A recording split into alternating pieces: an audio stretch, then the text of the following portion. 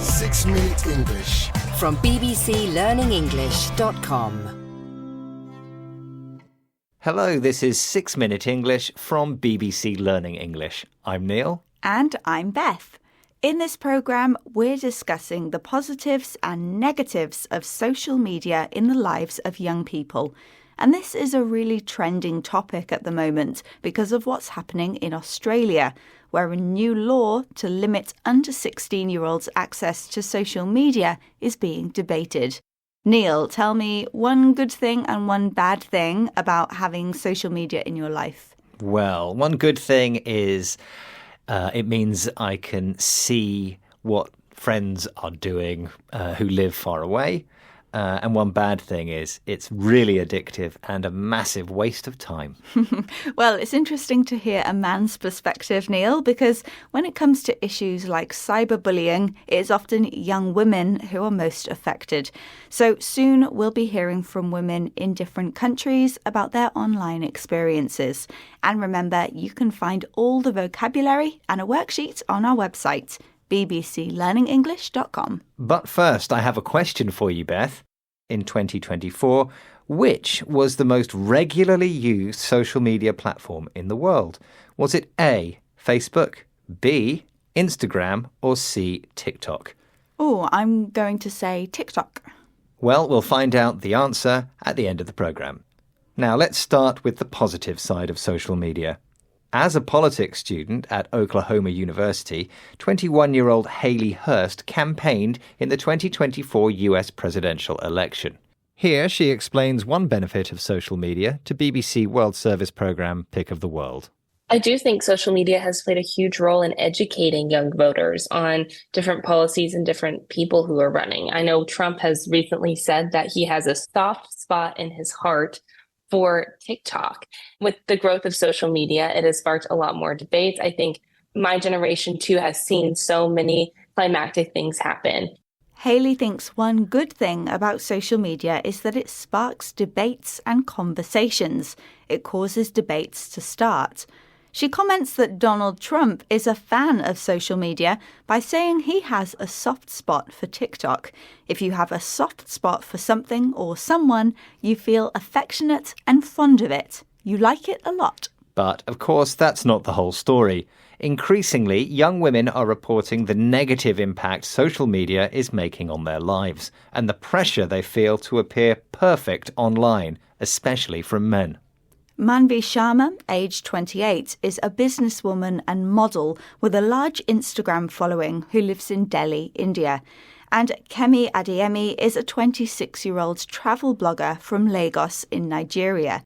Both young women discussed these social media worries with BBC World Service programme Pick of the World. The person you're dating, they might leave you just because of the social media. They might think that you're not good for, marriage. Like you can't be a good partner because you're on social media, because you're being watched by a lot of people and they feel a little intimidated by this. You know what? We saw your girlfriend. Oh my gosh, she was wearing this. Oh my God. But it's affecting my personal life.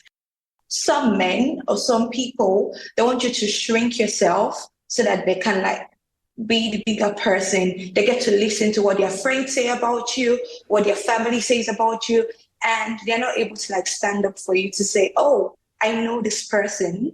I believe she's not doing these things for other reasons. Manvi thinks some men are intimidated by her popularity on Instagram. Intimidated means to feel frightened or nervous because you lack confidence. She feels people gossip about her posts and photos using expressions like, oh my gosh, and oh my God, to express their shock or surprise. And Kemi agrees. She says that on social media, some people want her to shrink herself, a phrase meaning that you underuse your full potential in order to avoid making people feel uncomfortable or to fit in. When she's bullied online, Kemi says that these people don't stand up for her. To stand up for someone means to defend or support someone who's being criticised or bullied. And I think it's time you revealed the answer to your question, Neil. I asked which was the most regularly used social media platform in the world in 2024, Facebook, Instagram or TikTok. What did you say, Beth? TikTok. I'm afraid you're wrong. It's Facebook with over 3 billion regular users. Okay, let's recap the vocabulary we've learned in this program, starting with the verb spark, meaning to cause something, such as a debate or argument, to start happening. If you have a soft spot for someone, you feel affection for them. You like them very much. To be intimidated means to feel frightened or nervous because you lack confidence in a situation. The expressions "oh my gosh" and "oh my god" are exclamations of strong feelings like shock, surprise, anger, or disbelief. If you shrink yourself, you make yourself smaller and don't use your full potential in order to make others feel comfortable or to fit in with them. And finally, to stand up for someone means to be vocal in defending a person who is being bullied. Once again, our time is up. But if you're ready for more, head over to the BBC Learning English website to try the worksheet with a quiz for this programme. See you there soon. Goodbye. 6 Minute English. From bbclearningenglish.com. Thanks for listening to 6 Minute English. Have you heard our new music series, My Song, My Home? In each episode, we visit a different place in the UK and meet a musician that lives there. Learn English from songs and hear natural British speakers.